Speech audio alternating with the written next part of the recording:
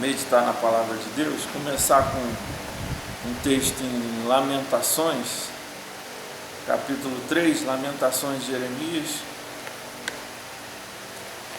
capítulo 3, versículo 39.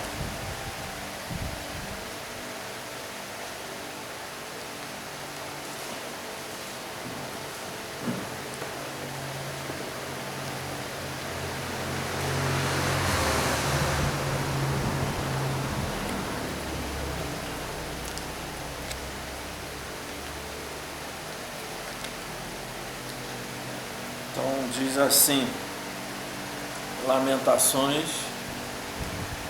capítulo 3, o versículo de número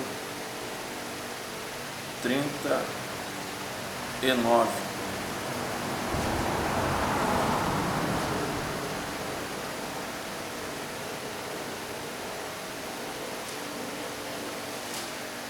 Diz assim a palavra de Deus, de que se queixa, pois, o homem? De que se queixa, pois, o homem vivente? É uma pergunta. Queixe-se cada um dos seus pecados. Então, o profeta aqui, inspirado pelo Espírito Santo de Deus, ele pergunta e responde. E ele diz: de que se queixa, pois, o homem vivente? Queixe-se cada um dos seus pecados. O primeiro ponto que eu queria abordar nessa noite, para a nossa reflexão, é que a humanidade, ela é muito curiosa, para não, na falta de uma palavra melhor.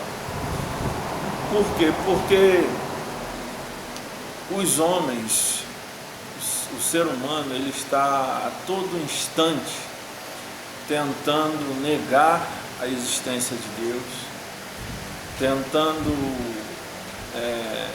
desvalorizar a importância de Deus para a criação, para a existência humana e até mesmo para a subsistência humana, para o equilíbrio de todas as coisas, do universo como um todo. E talvez o principal dos argumentos usados, seja sempre quando a humanidade se depara com algum tipo de catástrofe. E nós estamos diante de algo terrível nesses dias, algo que tem tirado a paz de muitas pessoas, e aí surge esse tipo de questionamento: olha, se Deus existe, onde Deus está? Ou como que Deus permite que aconteça algo tão terrível assim, que tantas pessoas sofram, e etc, etc, etc. Ora, essa aqui é uma boa resposta que a palavra de Deus está nos dando. De que se queixa, pois, o homem? Queixe-se cada um dos seus pecados. E a verdade é que existe uma verdade acerca de Deus e uma verdade bem clara também na Bíblia acerca do homem. Que verdades são essas? A verdade é que Deus é soberano, Ele governa sobre todas as coisas, Ele está acima de tudo e de todos, inclusive do politicamente correto, inclusive da pretensa moral humana, e daquilo que a sociedade dita moderna considera bom ou não. Deus não está preocupado com a opinião, digamos assim, da sociedade contemporânea. Ele é Deus, Ele é soberano, e Ele trará, como sempre trouxe, os seus propósitos a termo. Ele cumprirá os seus propósitos, muitos deles ocultos ou incompreensíveis aos seres humanos, a não ser aqueles aos quais Ele mesmo nos revela constantemente. Então, o primeiro ponto a destacar é esse: Deus é soberano. Deus não deve satisfações ao ser humano. Do que o homem se queixa, o homem colhe as consequências dos seus próprios pecados. O homem colhe os frutos de sua própria corrupção, de sua própria pecaminosidade. E de modo que o governo de Deus permanece intacto. Agora, para falarmos sobre a vontade de Deus, algo precisa estar muito claro em nossa mente. E esse é o ponto central que nós queremos abordar aqui nessa noite. Que a vontade de Deus, tal qual Ele, também é soberano. O que isso significa? Que, como está escrito no livro de Jó 42, nenhum dos planos do Senhor pode ser frustrado, jamais. Aquilo que Ele intenta fazer, Ele fará, e nada nem ninguém poderá impedi-lo de realizar tal feito. E nesse entendimento, baseado nesse discernimento, nessa compreensão, eu quero trazer uma reflexão para nós nesse dia enquanto igreja, diante desse cenário e de tudo que estamos vivendo. Que nós temos, inclusive nós aqui, temos conclamado, temos convocado o povo de Deus a orar. Eu creio que todos os líderes, têm feito isso, os irmãos em geral, a igreja do Senhor Jesus, ao redor da nação e do mundo tem feito isso. Pois bem, mas será que estamos orando da maneira correta? Será que estamos orando como convém? Ou será que estamos orando, muitas vezes, em contrariedade à vontade de Deus? Eu vou explicar melhor.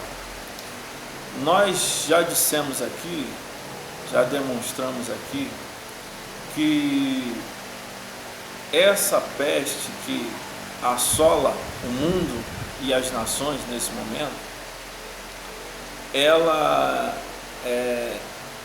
vem da parte de Deus no sentido de que nada acontece sem que Deus queira que aconteça. Agora, quando eu digo queira, veja bem, não distorça as minhas palavras, o significado das minhas palavras. Não significa que Deus tenha prazer no sofrimento de ninguém, ou no sofrimento dos seres humanos. Há uma linha muito tênue aí, mas há uma separação entre a vontade divina e soberana e a responsabilidade do próprio ser humano, na colheita dos frutos das suas ações, das suas escolhas. De modo que Deus se utiliza dos meios que Ele quer para cumprir o seu propósito. E se Deus teve por propósito, nesse ano de 2020, nesses dias, trazer juízo sobre a humanidade, um juízo advertindo, exortando a humanidade a se voltar para Ele, a abandonar os seus maus caminhos, a se converter, a procurar conhecer e guardar os preceitos do Senhor. Então, esse tem sido o propósito de Deus, à luz da palavra. Esse é o propósito de Deus, em permitir que nós estejamos enfrentando tudo isso, que a humanidade esteja enfrentando tudo isso. Mas o homem é responsável por suas ações. Então, infelizmente, as vidas que vão sendo ceifadas, que vão sendo perdidas, são perdidas sim, muitas vezes pela negligência humana, pela falta de aparelhamento adequado, a omissão das autoridades, tudo isso humanamente falando. Mas nós queremos ampliar aqui o significado disso tudo e discernir espiritualmente, porque as explicações humanas, todos nós já estamos ouvindo aí boas explicações nos telejornais da vida, mas a questão aqui é discernirmos espiritualmente o que está acontecendo, qual é o propósito disso, e se há um juízo, e se o juízo vem de Deus, ele tem um começo e terá um fim, que Deus já estabeleceu. E não se escandalize com as minhas palavras, mas o fato é que nenhuma das nossas orações poderá mudar esse fato, porque os propósitos de Deus não podem ser impedidos. Se Ele planejou, neste momento, assolar a humanidade, exortar, trazer esse juízo à humanidade com o intuito de fazê-la se voltar para Ele, de se converter, de se voltar para Ele, de atentar para o chamado dEle, que é o chamado da graça, o chamado ao arrependimento e ao perdão e à salvação em Cristo Jesus. Nenhuma oração será capaz de reverter esse propósito de Deus. Ora, então, em que sentido devemos orar? Ou pelo que devemos orar? Devemos orar em conformidade com a palavra de Deus, em conformidade com o propósito de Deus. Deus não deseja que ninguém morra. Ninguém morrerá nesse mundo, nem agora na época da peste, nem depois, como não morria antes. Ninguém morrerá um único segundo antes de todo o tempo que Deus lhe reservou nesse mundo. As pessoas que infelizmente estão falecendo em decorrência da peste, o fato é que chegou o tempo de Deus na vida dessas pessoas, e eu digo isso com todo respeito e com toda a consideração, né, às famílias e aos enlutados nesse momento. É um momento de tristeza, né? No entanto, precisamos compreender, discernir à luz da palavra de Deus. Então, qual deve ser o nosso foco de oração enquanto igreja? Se Deus está trazendo juízo, e se o juízo tem um propósito, qual deve ser o nosso foco de oração?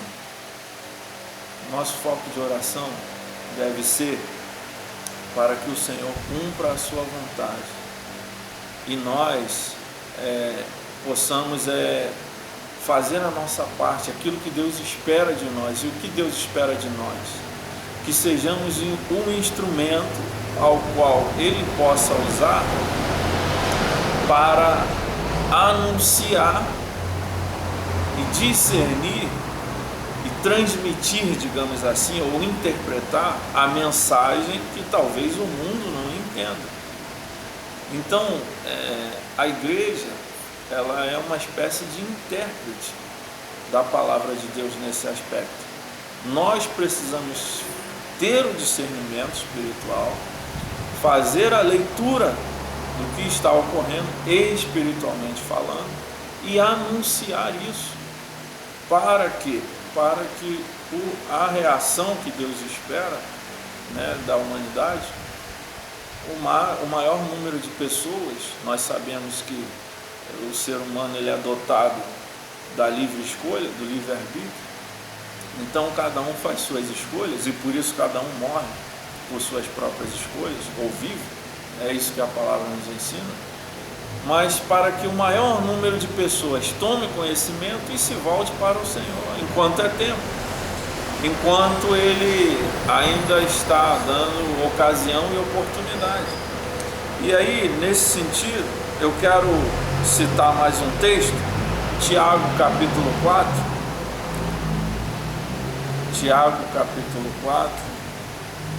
verso de número 2,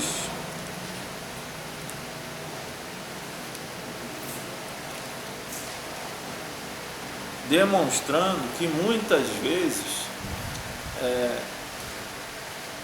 as nossas orações estão em desconformidade com a palavra de Deus ou com a vontade de Deus. Então não basta apenas orar a Deus, entenda bem, orar a Deus apenas não é garantia de que necessariamente seremos atendidos.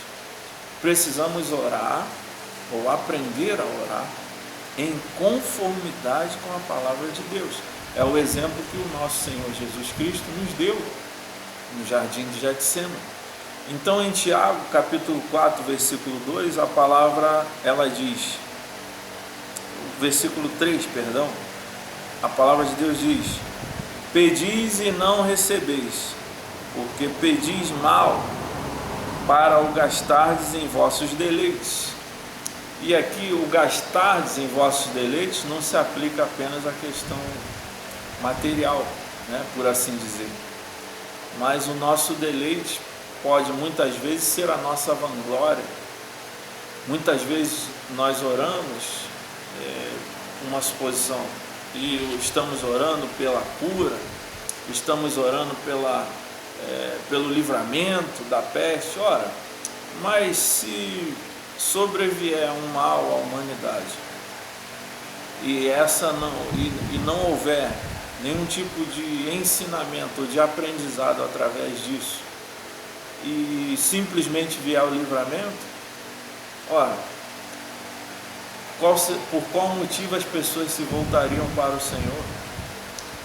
Então, muitas vezes nós estamos orando, pedindo algo, não para que as pessoas, não visando o bem maior das pessoas, que no caso seria a salvação em Cristo, mas estamos orando pedindo apenas o livramento. Ora, o livramento por si só não salvará as pessoas do juízo vindouro e eterno, muito pior, por sinal, do que essa peste ou qualquer outra mazela que a humanidade possa enfrentar. Então, um outro texto, Romanos capítulo 8, versículo 26, Romanos 8, 26, que muitas vezes, como lemos, pedimos e não recebemos, pedimos mal, pedimos porque queremos apenas talvez ser conhecidos como aqueles que têm as suas orações respondidas. Mas e o propósito de Deus? O objetivo das nossas orações não deve ser nos colocar bem na foto, digamos assim, mas deve ser pautada pela vontade de Deus. Devemos orar como o Senhor Jesus nos ensinou: seja feita a sua vontade, assim na terra como é feita no céu. Então, que a vontade de Deus seja feita. Se a peste é necessária para o ser humano se voltar para Deus, que assim seja, meu irmão, minha irmã. Romanos 8, versículo 26 diz assim: da mesma maneira, também o Espírito ajuda as nossas fraquezas, porque não sabemos o que havemos de pedir como convém, mas o mesmo Espírito intercede por nós com gemidos inexprimíveis. E aquele que examina os corações sabe qual é a intenção do Espírito, e é Ele que, segundo Deus, intercede pelos santos. Então, observe, até para orar, nós precisamos do auxílio do Senhor, para orar corretamente. Caso contrário, nós cairemos no erro citado lá por Tiago. Nós pediremos e pediremos mal, e pediremos e não seremos atendidos, porque estamos pedindo mal. Então, não seja tão simplista, você, irmão e irmã em Cristo, não seja tão simplista de imaginar que tudo que Deus queira fazer nesse momento é livrar o mundo de uma peste que Ele mesmo enviou, digamos assim. Mas enviou por quê? Com um propósito, com um objetivo. Com um objetivo de salvar as almas dos homens. Porque, citando as palavras do Senhor Jesus, os homens não têm que temer aquilo que faz o corpo mortal perecer, mas aquele que pode lançar tanto o corpo quanto a alma no fogo eterno. Então, muito pior do que a morte física é a morte espiritual, será a morte eterna. Então, nesses dias, nós, como igreja, precisamos ajustar as nossas orações e aprender a orar em conformidade com a vontade de Deus, e não simplesmente orar. O Senhor Jesus também disse: não sejais como os gentios, que pensam, não useis de vãs repetições, como os gentios que pensam que pelo muito falar serão ouvidos. Não se trata disso, não se trata disso. Nós temos inúmeros exemplos bíblicos de orações simples e objetivas que foram prontamente atendidas. Por quê? Porque estavam em plena conformidade com a vontade de Deus. A nossa oração deve ser: Senhor, usa-nos como um instrumento do Senhor para anunciarmos a Tua palavra. Nos dê coragem nesses dias, nos dê intrepidez, nos dê espírito de ousadia para nós anunciarmos aquilo que o mundo carece de ouvir nesses dias. E o mundo não carece de ouvir que Deus vai dar apenas o livramento, mas o mundo necessita de ouvir que Deus está julgando o mundo, porque as ações do mundo, as ações da sociedade contemporânea são más aos olhos dele, são reprovadas, e Deus está advertindo, Deus está chamando, Deus está convocando ao arrependimento. Tornai-vos para mim e eu me tornarei para vós, diz o Senhor. A humanidade precisa se voltar para Deus. A humanidade precisa reconhecer que há um Deus soberano. Repasse essa mensagem nesses dias. Não compartilhe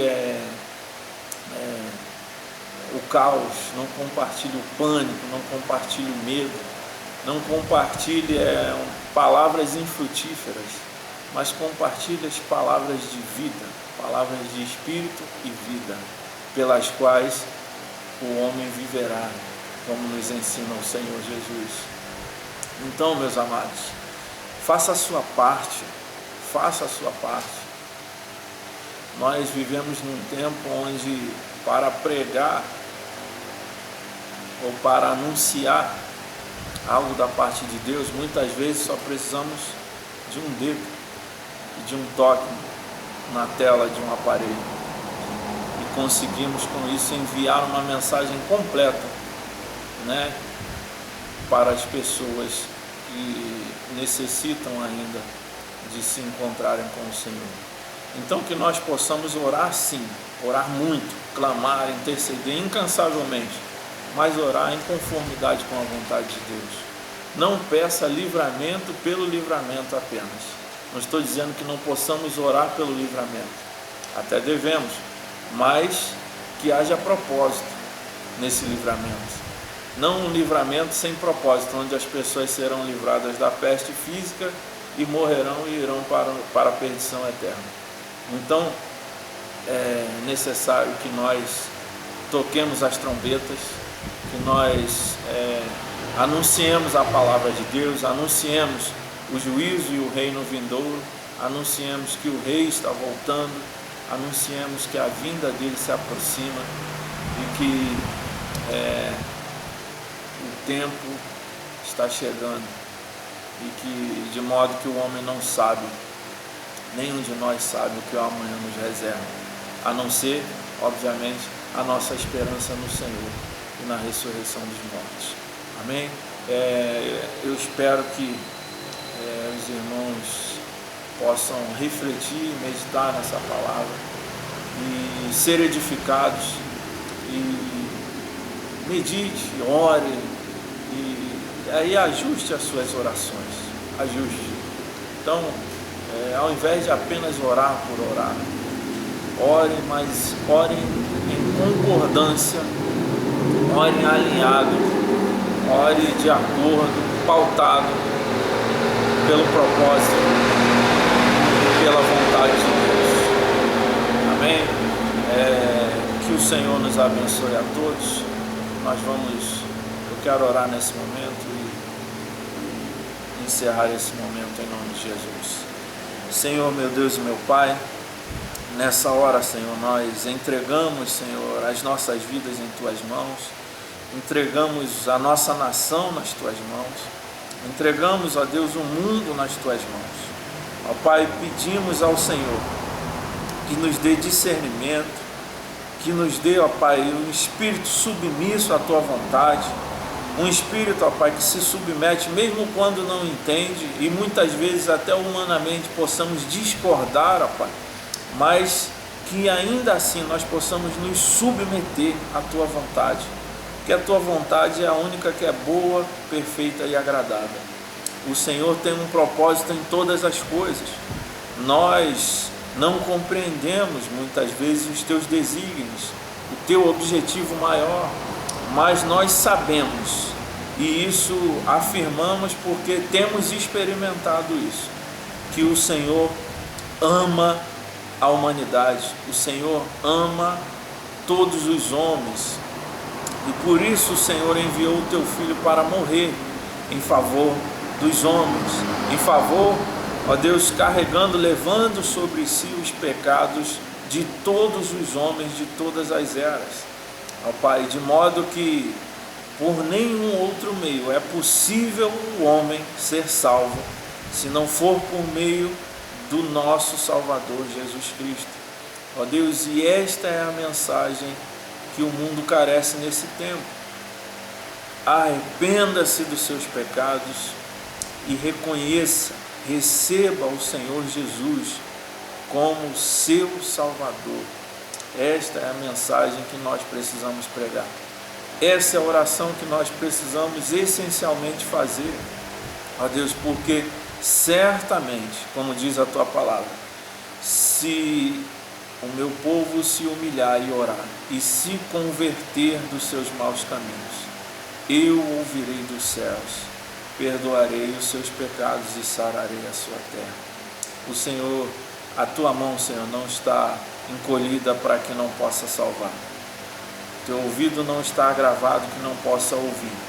Contudo, ó Deus, precisamos clamar com sinceridade, clamar, ó Deus, com a motivação correta, e não apenas para a nossa vanglória ou para ficarmos bem aos olhos da sociedade. Não, mas que antes sejamos aprovados aos olhos do Senhor, ainda que reprovados, recriminados, odiados pelos homens, que sejamos aprovados aos olhos do Senhor. Fique conosco, nós lhe agradecemos no nome santo do Senhor Jesus. Amém. Amém, meus irmãos. Fiquem na paz, que Deus abençoe a todos, em nome de Jesus.